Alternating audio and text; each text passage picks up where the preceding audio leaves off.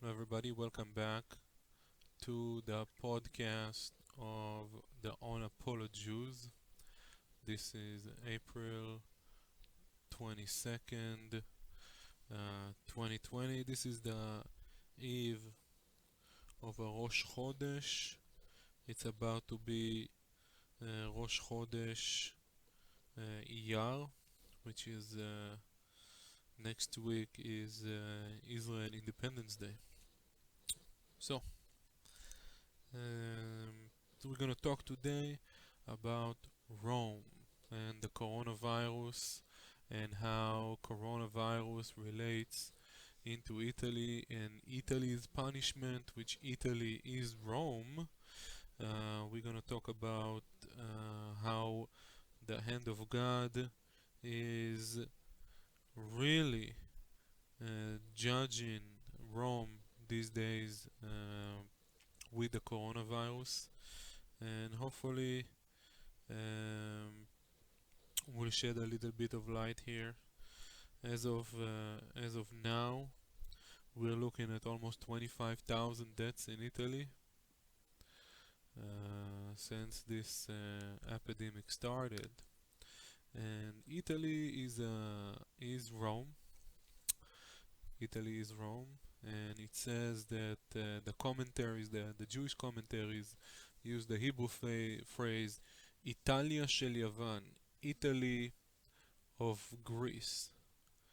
And it says, well, what do you mean, Italy of Greece? There is Greece and there is Italy, and we know that Italy is also the Edomites, the the people from the mountain of Edom, the descendants of Esau.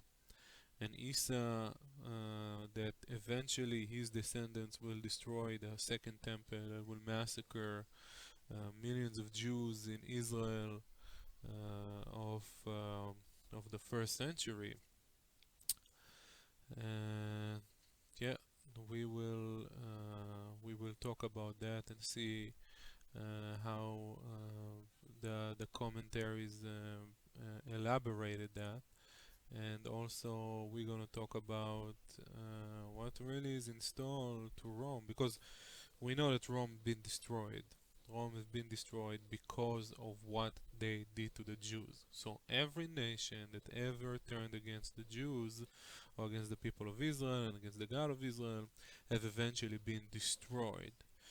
The Babylonian, it took them 2-3 years. So from the time that Nebuchadnezzar destroyed the temple, it took about 2-3 years, and the kingdom of Persia already conquered um, Babylon, and Babylon was already irrelevant by that time in history.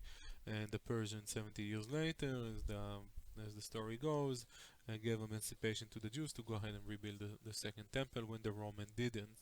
So the Roman have actually destroyed what was an emancipated Jewish people under the Roman Empire during the Great Rebellion of Bar Kokhba, which lasted 13 years. And and there is an interesting comment uh, that is taught about uh, in the tractate of Shabbat, in the Talmud of Shabbat, and it says like this: Rabbi Yehuda opened and said, "How pleasant are the actions of the nation, the Romans." Um, Bear in mind that Rome controlled Israel and they made it into a Roman colony. So Rabbi Yehuda was sitting in Israel saying, "Look at this nation as they established marketplaces, bridges, and bathhouses." Rabbi Yosei was silent, and Rabbi Shimon Bar Yochai, the author of the Zohar, responded and said, "Everything that they established only for their own purpose. They established marketplaces to place prostitutes in them, bathhouses to pamper themselves, and bridgers to collect taxes from all who passes over them." Basically, Rabbi Shimon Bar Yochai called the Romans in their face a bloodthirsty, blood also money, a bloodthirsty nation that has that disregarded the nations that they were controlling, and basically imposing um, their sick way of life, which is prostitutions, overtaxation, and self-pampering. And really, it all starts from Genesis. So if we read Genesis 36, verse 39, and it says, and Baal Hanan was the son of Achbor. Achbor was one of the Alufim, one of the descendants of Esav. When Achbor died, and Hadar reigned in his stead, and the name of the city was Pe'o, and his wife name was Mehetavel, Bat Mitrad, the daughter of Meizahav. So Metaviel and Meizahav. Who is Meizahav? Who is this guy Meizahav that the book that Genesis mentioned? It says that Metaviel, she was the daughter of a rich man that all his life he was busy making gold. He was probably a goldsmith, and it says that the gold used to flow in his house like water. That is the descendants of Esau, the forefathers of Rome. And it says like this: the Midrash says that these are the kings who ruled the land of Edom. They were Alufim. So the Alufim, which is the descendants of Edom, this is the descendants of Esau. And Esau, as we know from the Torah, he says, Esav sonel Yaakov. Esau used to hate Jacob. And it says like this: all the commentaries said that all the Alufim was descendants of Esau, and was great idolaters, and great fornicators, and great wealth, which is also related to what Rabbi Shimon Bar Yochai said, that they took taxes, pampered themselves, which is part of idolatry. We're going to talk about that, and have established brothels basically in their marketplaces for their own personal gain. So the kings was those Alufim, and there is a commentary of Bereshit Rabbah about the name Mehetavel. It says that there were those women, or that nation that Meizahav, that this person came from, they used to benefit the deities. What do you mean? They used to benefit the deities by themselves. That means they used to pamper themselves before they used to go and permit their idolatry, and they used to benefit the deities themselves. That means they used to cover them with gold and silver and all kind of precious metals. They used to throw like precious garbs and stuff like that on those deities. And it says another thing. It says Bat Mitrad. It says that what they used to do, they used to benefit, they used to pamper the women in that nation before they get married, and as soon as she gets married, they used to come and try to take her away from her husband, basically fornicate with her. Um, that's all part of idolatry. Fornication is part of idolatry. Idolatry itself, it's part of idolatry. Of the forbidden idolatry that was established in those times. Those are the descendants of Esau. These are the Romans, right? So we know from Roman writings and Roman history that this is what they used to do. This is how they do it today. When we look at the Roman Catholic Church, that's what they do today. They pamper themselves for their gods. We see the priests are always shaved. They always wear like nice silk robes, and they wear gold and diamonds and rubies, and we see that the artifacts that they use in the churches are made of gold and fine silver and fine um, precious stones, and that's the pampering to their god, and also pampering their deities. We see gold and silver crucifix and pictures of Jesus everywhere from precious metals. We shouldn't elaborate about that anyway. But anyway, it says that again, these people were the forefathers of Isa, and it says the Midrash talks about a character named Aluf Magdiel, and it says, who is this Aluf Magdiel? That's Rome. That's the descendant of Isa that established Rome. And in the book of chapters of Rabbi Eliezer, Pirkei Rabbi Eliezer, chapter 38, it says why. It says because Isa evacuated himself because he knew that Jacob was coming back to Israel, then God gave him a reward of 100 nations from Seir until Magdiel. And why? Magdiel, that's Rome. Because it says Aluf Magdiel, Aluf Iram. The prophet Daniel in chapter 11, he says, Va'itromam va'itgadal al kol el, and he shall exalt himself and magnify himself above every god. These are the Romans. The Romans were pagans, but they were also a very secular country, because they also believed that their emperors was part god, similar to Pharaoh, as it's mentioned in the Bible. That's why he says. That's why they mention it Magdiel. It means that this is the greatness of the entire government, and he was the tenth aluf. So we say aluf this, aluf that, and then it says aluf Magdiel. And he was the tenth aluf in the account in Genesis. Also, Daniel in chapter 7 says, "V'karnea asar mane malchuta asara malchin yikumun." It says, and as for the 10 horns, out of this kingdom shall 10 king arises. And we know that the Alufim is the king, so he is the 10th king. He will establish Rome. Magdiel, that city, that area is Rome.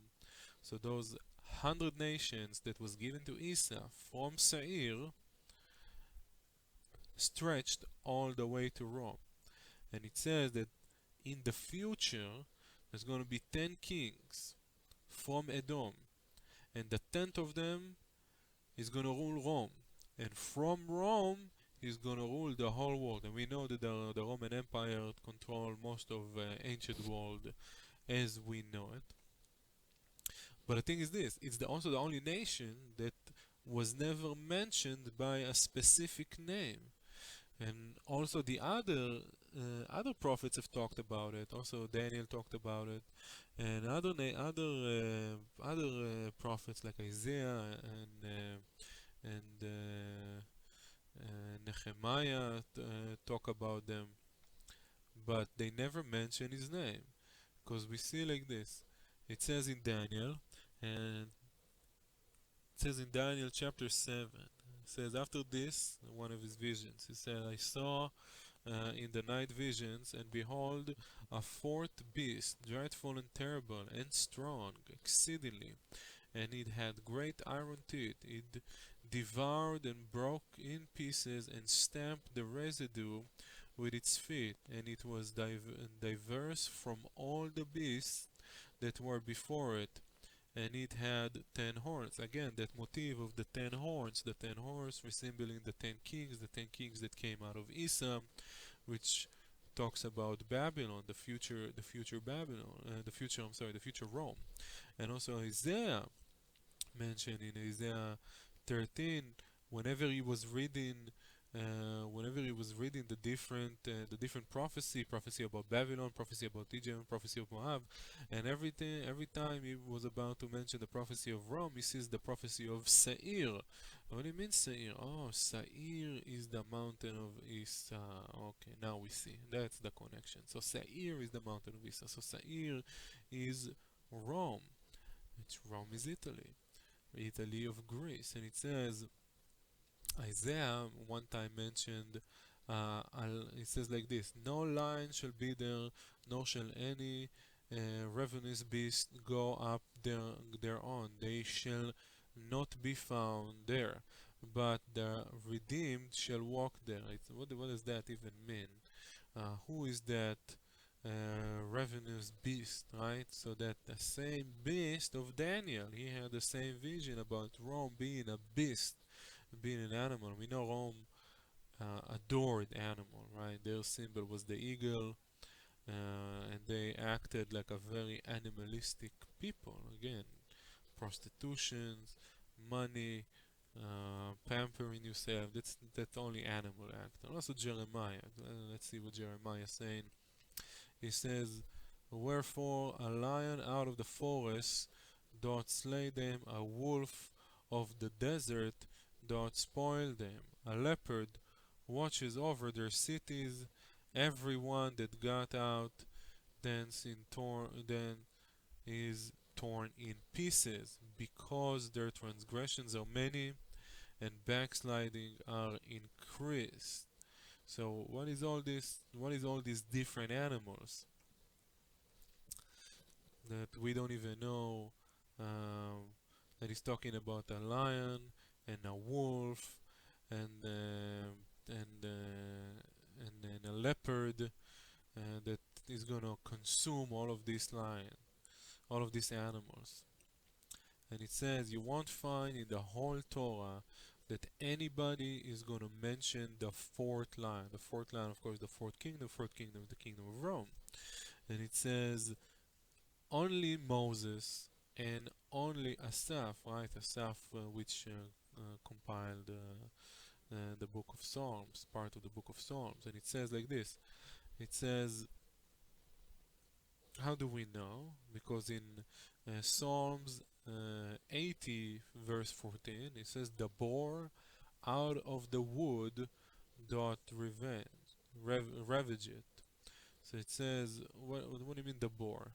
It says, who is the boar and what is the wood? So in Hebrew it says, Yecharsemena chazir miya'ar. And if you take the ayn from ya'ar, you have the word, it's a play on words. It says Rome. And it says this verse talks about the 10th aluf, the 10th king of Magdiel, which is, according to the commentary of the rabbis, is Rome. And then he says aluf Iram. And what do you mean Iram? Iram, this is the letters Miya'ar in Hebrew. Ayn Yud Resh Mem, Mem Yud Ayn Resh. So he says, Yecharsemen Chazir Miya'ar, Aluf Iram. This is the same words, it's a play on words basically. And it says Aluf Magdiel, this is the boar, this is the pig from the forests, from Iram. And it says Vehevid Sarid Me'ir. Ir, again, Iram. This is now in Numbers 24:19, when it says like this: And out of Jacob shall one have dominion, and shall destroy the remnant from the city. If you take the word the city, Me'ir in Hebrew, and you play with and you shift the letters around, you get again Iram. Iram, which is the father of Magdiel. Magdiel is Rome. And this is the words of Moses. Also Isaiah said, Ki samta me'ir legal kirya. And it says, for those hast made of a city, Me'ir, again, this is the letter of Iram. Iram is Magdiel, and he talks about Rome. And it says, this is what King David says in Psalms, and it says like this: "Ve'ir'am b'shamayim, ויתן קולו, ירם בשמיים השם ועליון, ייתן קולו ברד וגחלי אש." He said, the Lord also thundered in the heavens, and the Most High gave forth his voice, hailstones and coals of fire. As we know, Rome was, or parts of Rome, Pompeii and some other parts, was destroyed by hailstone and coals of fire, right? And again, from those volcanoes that Rome was established on. And it says like this: the God Almighty will destroy Rome. And that's why Daniel says, עד דקתלית חיותה ועובד גשמה ויביד לכדת אישה. So basically also Daniel said this animal, this fourth animal, will be destroyed. Will be destroyed. And how do we know that? We know that from the prophet Obadiah. Obadiah was an Edomite convert, was a righteous convert that converted to Judaism and was received prophecy from the rabbinical court of the heavens. And it says there is then it says only two prophets were given the word chazon to put in the prophecy, Isaiah and Obadiah. And if you count the numerical value of chazon, you get 71. 71 is a rabbinical court. So the rabbinical court of the heaven gave Isaiah and also gave Obadiah permission to prophesy on Edom. Edom, it is Rome. So Isaiah cursed them in the heavenly rabbinical court, and Obadiah judged them in the heavenly rabbinical court.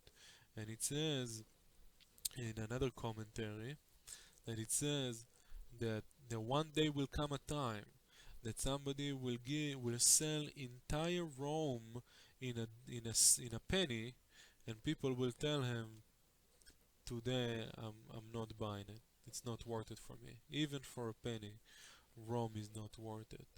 And it says there is another king. It says Aluf Alva, and in Chronicle it says Aluf Aliyah. Why? To mention both of them with God's name. Ain Lamed Vav Hey. Vav Hey is part of God's name. Ain Lamed Yud Hey from Chronicles, Yud Hey, it's part of God's name. So the Bible, the entire Hebrew Bible text, wrote this one person or this character in two separate ways to complete God's name from within their names. Why? To give us a hint how they're talking bad about God, because they are liars and they will deceive the world against God. Again, Roman Catholic Church, deceiving the world against God, using God's name also. And it says in Psalms, the kings of the earth stand up and the rulers take counsel together against the Lord and against his anointed. Anointed, of course, this is the people of Israel, or the Messiah to be. And who is all this king of the earth? Is those 10 kings. The kings, the descendants of Rome, the descendants of Esau, that are going against the Lord, against the Torah, against the people of Israel for thousands and thousands of years. They've been trying to cause havoc to the Jews, and now look at them. They can't breathe. They're dying a biblical death against idolatry, suffocation from the heavenly courts. And it says like this: before there was a king in Edom, there was a king in Israel. Because it says, and these are the kings. It says, what do you mean? The king of Esau, because Esau was afraid of Jacob, hurry up and became a kingdom. And it says that the it says like this, and the Savior, this is from Obadiah 21, the Saviors shall come up on Mount Zion to judge the mount of Esau, and the kingdom shall be to the Lord. What do you mean the kingdom shall be to the Lord? It means that first of all, there was saviors in Mount Zion. First of all, there was kings in Mount Zion, the kings of Israel. Then they judged Esau. So, by the time we had our own kingdom, Rome as a nation started to rebuild because they were afraid of us. The divine power that surrounded the Jews was petrifying to the Romans because they knew as descendants of Esau they got nothing coming in this world because of their disgusting behavior. And that's why they established the Roman kingdom to basically to destroy the Jews or to destroy the temple. And how do we know that? There's a very big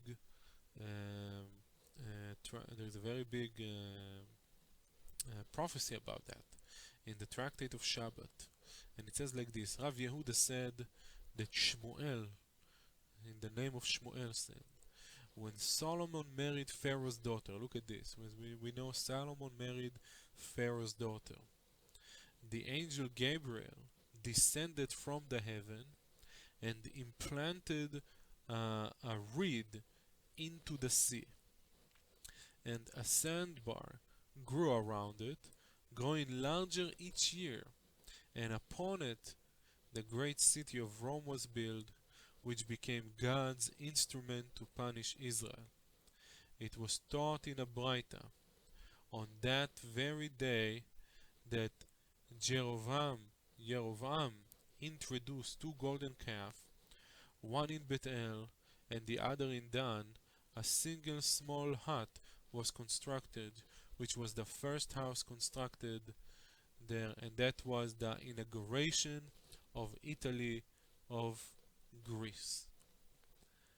Basically, we have two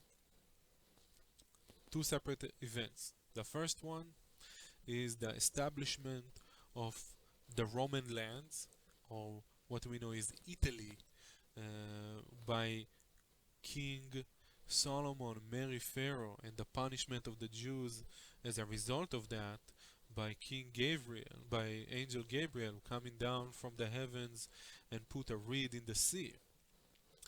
And what do you mean he put a reed in the sea? Italy was always there. Where was Italy? How come Italy was established all of a sudden in the middle of the sea? And it says that when Yerovam put the calves, then the Romans build a house. And when you build a house, it's like you build a palace. You start building a kingdom, a permanent residency over there. So first was the land. Then people started coming into the land. And when the Jews sinned, or the people of Israel sinned a little bit more, they've constructed a permanent structure.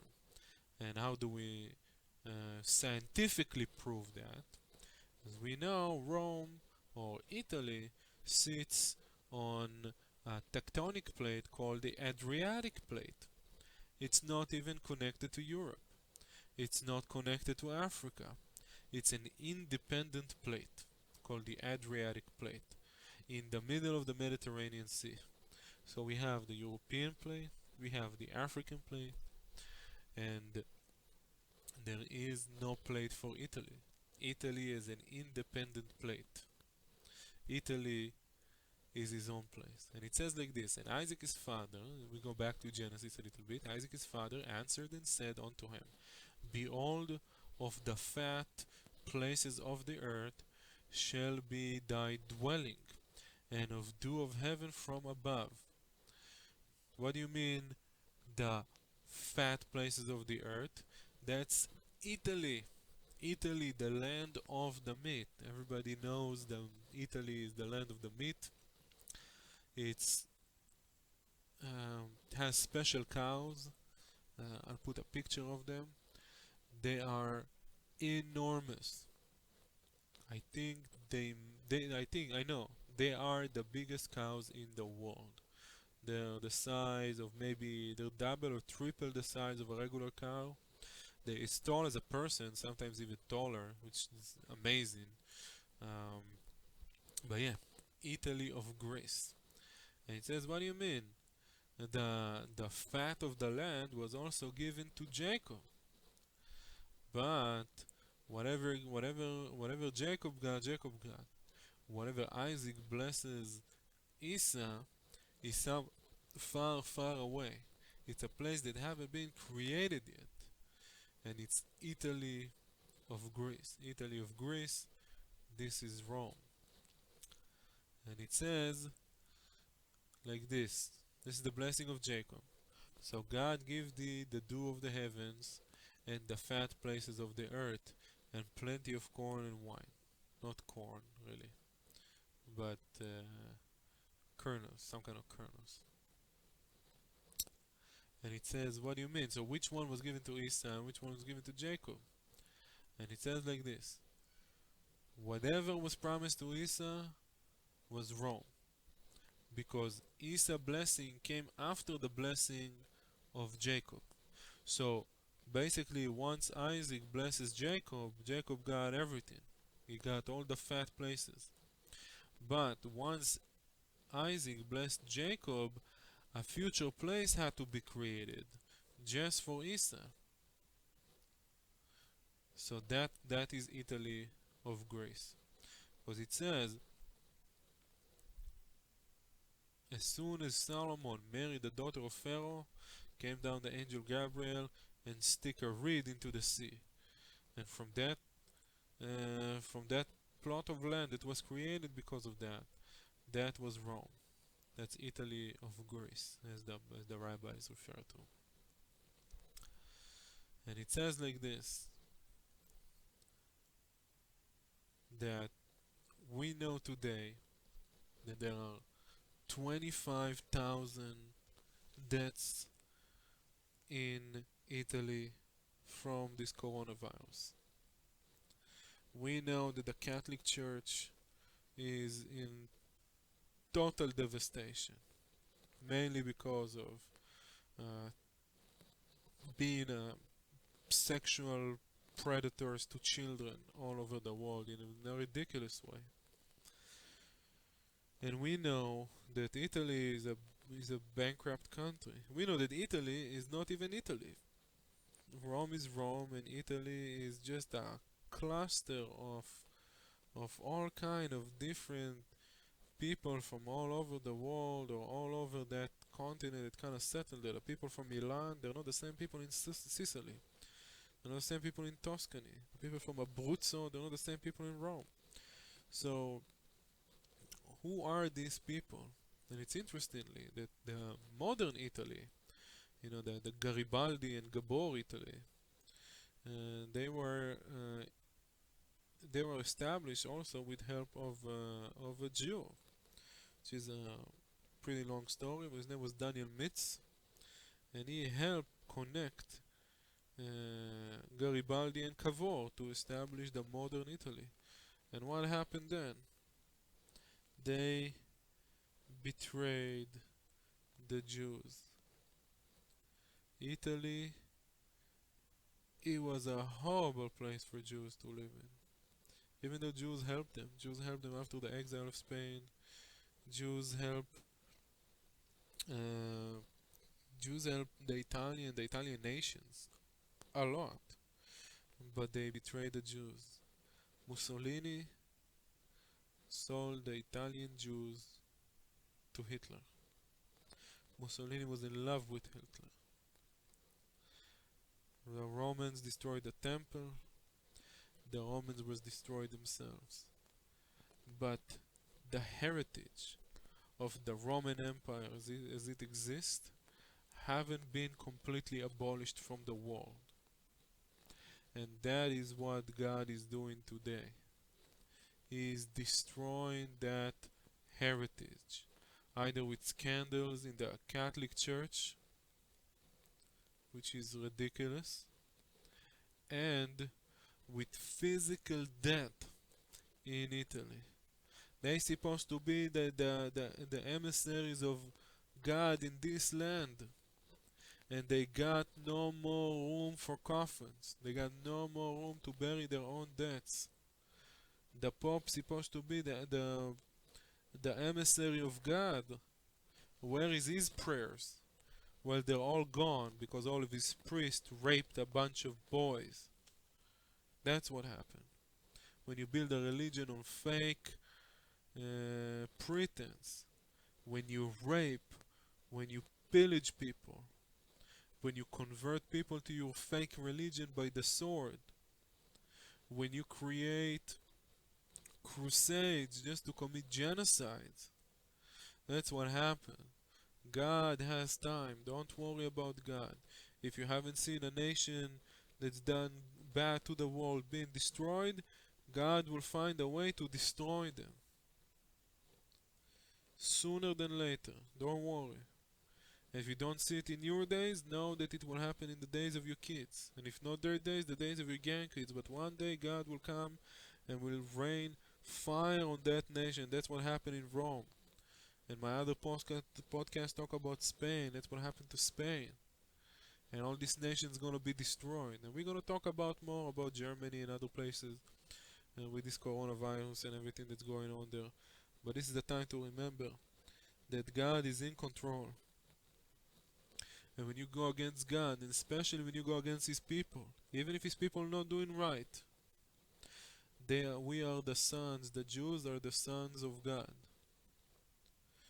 Jews are the sons of God. And if somebody has a son, you understand that when your son does something against you, you're upset with him. You might punish him, but you still love him. And these evil nations, those Romans, the Italians, that was not even a nation 100 and something years ago, all these people are now being destroyed. God destroyed them physically when He destroyed Rome. Now God is destroying their spirit by making sure that their prayers are not answered, as it says in the prophets. Your hands are full of blood, your prayers are not answered.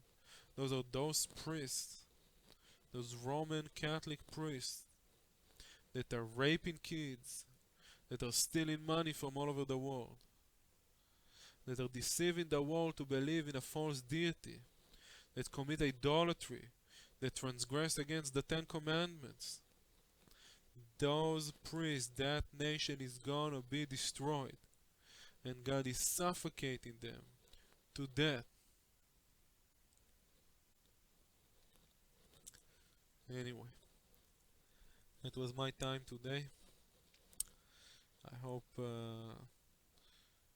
you learned something from the commentaries, from the different verses I brought. If you got any questions, you can comment, you can subscribe.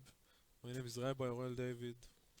This was the UnapoloJEW about Italia של יוון, Rome, Italy of Greece, and the coronavirus pandemic that attacks it today. Thank you and God bless.